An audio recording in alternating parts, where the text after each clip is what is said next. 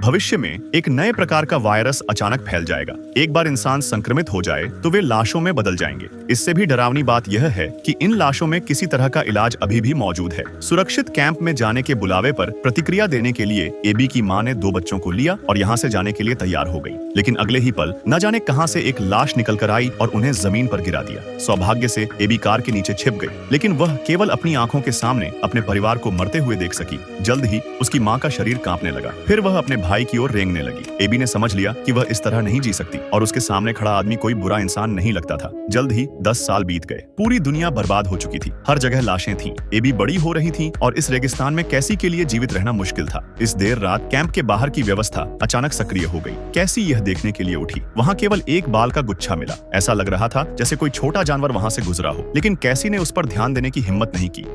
पता चला कि लाशें भी विकसित हो रही हैं। उनमें अब कुछ बुद्धि भी है और उनके सामने जो लाश थी वह केवल एक स्काउट थी। दोनों ने देर न करते हुए तुरंत नया कैंप ढूंढने का फैसला किया। जब एबी को लगा कि वह मनोरंजन पार्क के पास रह सकती है, तभी कैसी अचानक डर गई। उसे एहसास हुआ कि कुछ गड़बड़ है और वह जल्दी से एक स्नाइपर राइफल लेकर ऊंचाई पर चली गई। उसने देखा कि एक जोड़ा लाशों के हमले का शिकार हो रहा है। एबी ने तुरंत गोली चला दी, लेकिन गलती से उसने जीवित बचे व्यक्ति को ही गोली मार दी। 2 गोलियों में लाशें मारी गई। फिर दोनों ने उन लोगों के सामान इकट्ठा करने का निर्णय लिया। अच्छे बूट हैं, क्या मैं इन्हें ले सकती हूँ? जैसे ही वे वहाँ से जाने वाले थे, 2 गाड़ियां अचानक उनके पीछे आ गई। स्पष्ट था कि वे मरे हुए लोगों के साथी थे, लेकिन लोगों की सोच को समझ पाना कठिन है। भले ही एबी ने पूरी कोशिश की कि यह एक हादसा था, लेकिन वर्तमान स्थिति एक हत्या जैसा लग रही थी। जैसे ही वे लड़ने ही वाले थे, कानों में अचानक एक दहाड़ सुनाई दी। चारों ओर से लाशें लहर की तरह आती दिखीं। भीड़ में अफरा तफरी मच गई। सबने भागने की कोशिश की, लेकिन जल्द ही लाशों ने घेर लिया। लाशें गंभीर रूप से घायल हो गई। यहाँ तक कि दूसरी पार्टी का नेता भी लगभग मर गया था। सौभाग्य से एबी और कैसी ने मिलकर काम किया।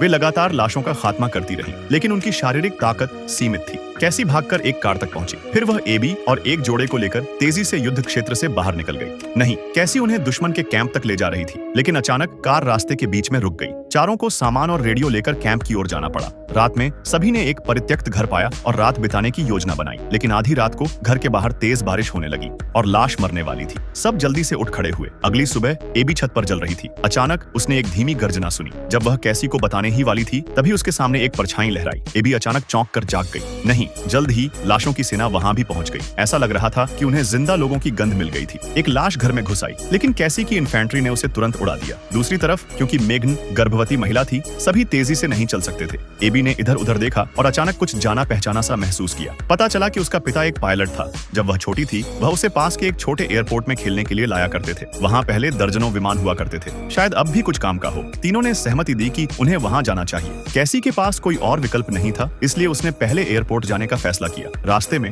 उन्हें एक परित्यक्त कार में एक व्हील चेयर मिली। इससे सबकी गति तेज हो गई। थोड़ी ही देर में एयरपोर्ट उनके सामने आ गया, लेकिन वह सुनसान था। वहाँ विमानों का कोई निशान नहीं था। जब सभी निराश हो गए थे, एबी को अचानक अपने पिता के गोदाम का बंद दरवाजा दिखा। उसने दरवाजा खोला। अगले ही पल सभी के सामने एक छोटा जेट विमान दिखाई दिया। सौभाग्य से डेविड एक सिविल इंजीनियर था। गोदाम में सारे पार्ट्स मौजूद थे। विमान को मरम्मत के लिए उसी को सौंप दिया गया। कैसी एबी को लेकर पास के इलाके में गश्त करने चली ताकि लाशें पास न आ सकें, लेकिन अचानक जंगल में एक सायरन बजा।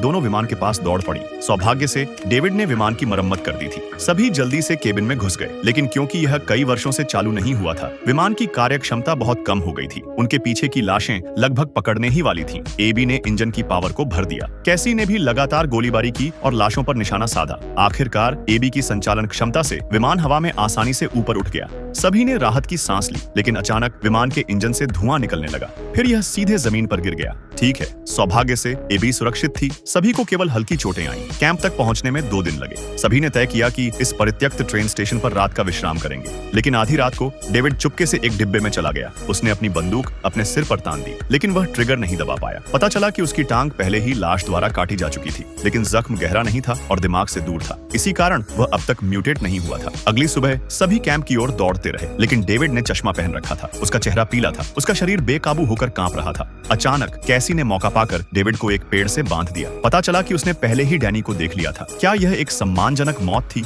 या वह लाश बनने के बाद खुद को गोली मार बैठा था? कैसी ने आखिरी फैसला दूसरी पार्टी को दिया। उसी वक्त एबी की आवाज कान में सुनाई दी। पता चला कि उसे जंगल में एक छोटा सा घर मिला। घर के अंदर एक रोशनी की झलक दिख रही थी। कैसी ने ध्यान से ऊपर देखा, लेकिन अचानक तुम कौन हो और क्या चाहते हो? एबी उसके पास गई। उसने कहा कि उसके इरादे बुरे नहीं है और उसके साथ एक गर्भवती औरत है जिसे मदद की जरूरत है। दरवाजा खोल दिया गया। वह आदमी अपनी सतर्कता छोड़ने को तैयार नहीं था। जब उसे यकीन हो गया कि सामने वाले ने अपने सारे हथियार हटा दिए हैं, तब उसने सभी को घर में प्रवेश की अनुमति दी। उस आदमी का नाम जॉर्ज था। वह एक इंजीनियरिंग प्रोफेसर था। अंततः उसकी स्किल्स का पूरा उपयोग हुआ। घर में पानी और बिजली बिल्कुल सही तरीके से चल रहे थे। यह वैसा ही था जैसा दुनिया के अंत से पहले हुआ करता था। जॉर्ज ने सभी का गर्मजोशी से स्वागत किया। आखिरकार वर्षों से यहाँ कोई मेहमान नहीं आया था। कैसी ने भी अपनी सतर्कता पूरी तरह से छोड़ दी। केवल डेविड चुपचाप बाथरूम की ओर गया। उसके पास ज्यादा समय नहीं बचा था, लेकिन जब वह लिविंग रूम में वापस आया तो पाया कि बाकी सब लोग सोफे पर सो चुके थे। स्पष्ट था कि सभी को अभी अभी पिलाई गई ड्रिंक में कुछ मिलाया गया था। जॉर्ज के हाथ में एक मशीन थी जो एक विशेष ध्वनि तरंग छोड़ सकती थी। इंसान इसे नहीं सुन सकते थे, लेकिन लाशों को इससे बहुत पीड़ा होती थी। जब सभी जागे तो उन्होंने पाया कि वे एक भूमिगत कमरे में बंधे हुए हैं। पता चला कि जॉर्ज सालों से यह शोध कर रहा था कि लाशों को कैसे नियंत्रित किया जा सकता है। यहाँ तक कि उसकी पत्नी भी एक परीक्षण विषय बन गई थी। जॉर्ज ने उसे बाहर निकाला।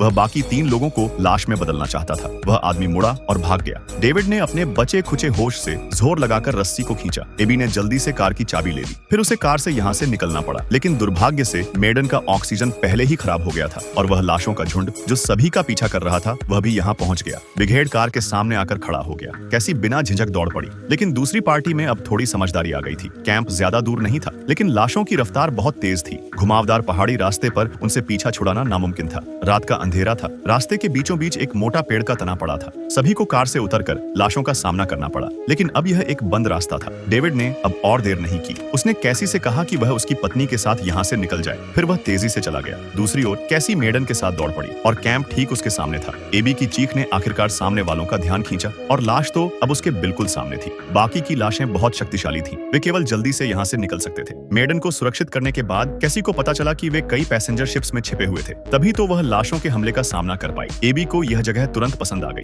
लेकिन कैसी अगली सुबह ही निकलने वाली थी। उसे जहाज पर बहुत सारे मर्द मिल चुके थे। उसे एबी की निगाहें पसंद नहीं आईं। साफ था कि अंत में इंसानियत ही ज्यादा अपराध करेगी। दोनों के बीच जबरदस्त बहस हो गई। दूसरी ओर भले ही मेडन ने एक बच्चे को जन्म दिया, लेकिन उसका शरीर बहुत कमजोर था। यह एक मजबूत महिला का अंत था। इन कुछ दिनों के साथ बिताए समय ने उसे समझा दिया कि कैसी एक भरोसेमंद इंसान है, इसलिए उसने बच्चा कैसी को दे दिया। उसने उम्मीद की कि वह इस बच्चे की परवरिश उसी तरह करे जैसे उसने एबी के साथ की थी। आधी रात में कैंप के युवा लोग उत्तेजित हो गए। पार्टी में एबी एक लड़के से आकर्षित हो गई। वह लड़का उसे जहाज के मलबे के पास ले गया। उसने एबी को समझाया कि अगर कैंप लाशों के हमले का सामना नहीं कर सका तो नेता बटन दबा देगा। जहाज के मलबे में दफन विस्फोटक लाशों को कब्र तक पहुंचा देंगे और वे लोग जहाज के गुप्त रास्ते से यहाँ से भाग जाएंगे। अगली सुबह वह आदमी रोज की तरह नदी में मछली पकड़ रहा था, लेकिन एक अनचाहा मेहमान अचानक वहाँ आ गया। जल्द ही जॉर्ज के आदेश पर लाशें जहाज पर चढ़ गईं। गश्ती सैनिक अभी प्रतिक्रिया नहीं कर पाए थे, इसलिए उन्हें लाशों ने जमीन पर पटक दिया। बेहिसाब लाशें जहाज की ओर दौड़ पड़ी। अप्रत्याशित रूप से जहाज पर मौजूद जीवित बचे लोग जल्द ही मार डाले गए। कैसी व्याकुल होकर एबी के शव की तलाश कर रही थी। उसी समय एबी और वह लड़का सभी को जहाज के नीचे की ओर भागने का आदेश दे रहे थे, लेकिन लाशें बहुत ज्यादा थीं। यहाँ तक कि कप्तान भी बुरी तरह फंस गया था। एबी लगातार लाशों को साफ करती रही, साथ ही वह कैसी के शव को भी ढूंढ रही थी और पूरा कैंप पहले ही नर्क जैसे दृश्य में बदल चुका था। दोनों लोग देरी करने से डर रहे थे। वे जल्दी से जहाज के नीचे बने सुरंग की ओर भागे, लेकिन जॉर्ज अचानक सामने आ गया। ग्राउंड डॉग ने एबी को जमीन पर पटक दिया। कैसी गुस्से में आगे दौड़ी, लेकिन जॉर्ज द्वारा अपने हाथ से बुलाई गई लाश जहाज के केबिन पर पड़ी थी। सौभाग्य से कैसी ने अपनी पूरी कोशिश की। उसने चाकू से दूसरी पार्टी की गर्दन पर वार किया। जॉर्ज धीरे धीरे पास आता जा रहा था। उसके आसपास लाशें पहले ही ढेर हो चुकी थीं। विद्रोहियों को कभी पता ही नहीं चला कि वे इतनी बड़ी संख्या में लाशों के कारण मर जाएंगे। काशी ने मौका पाकर उसकी बांह को दीवार से दे मारा। क्या तुम तैयार हो? एबी की मदद से काशी जहाज के मलबे से बाहर निकल गया, लेकिन जब वे सुरंग की ओर बढ़ने वाले थे तो एक ज़ॉम्बी ने एबी को पकड़ लिया। सौभाग्य से काशी ने समय पर कार्रवाई की और एक डंडे से उसे जमीन पर पटक दिया, लेकिन एबी हैरान रह गया यह देखकर कि ज़ॉम्बी की कलाई पर उसका नाम खुदा हुआ था। पता चला कि उसके सामने जो ज़ॉम्बी था वह उसका पिता था, लेकिन दुखी होने का अब समय नहीं था। दोनों लोग सुरंग के नीचे की ओर दौड़े और दूसरी ओर वह लड़का बाकी बचे लोगों की हड़बड़ी में ट्रिगर दबा चुका था। समय समय पर हुए विस्फोटों के साथ पूरा कैंप अचानक एक धुंधले क्षेत्र में बदल गया, लेकिन जब सभी ने सोचा कि वे स्वर्ग से बाहर निकल आए हैं तो एक जाल जैसी मछली अचानक बाहर आ गई। पता चला कि वह एबी का पिता था जो काफी पहले ज़ॉम्बी बन चुका था। काशी बिना झिझक आगे बढ़ा और उससे भिड़ गया। लड़ाई के बाद ज़ॉम्बी में छुपी मानवीय ताकत फूट पड़ी। काशी धीरे धीरे अंधकार में डूबता चला गया। एक तरफ उसका जैविक पिता था और दूसरी ओर वह आदमी जिसने उसे 10 सालों तक पाला था। एबी कुछ नहीं कर सका। सौभाग्य से ज़ॉम्बी ने काशी की कलाई पर काट लिया। उसके बाद दोनों ने एक दूसरे को कसकर गले लगाया और अब वही दोनों बाकी बचे लोगों को एक नया घर ढूंढने के लिए आगे ले चलेंगे।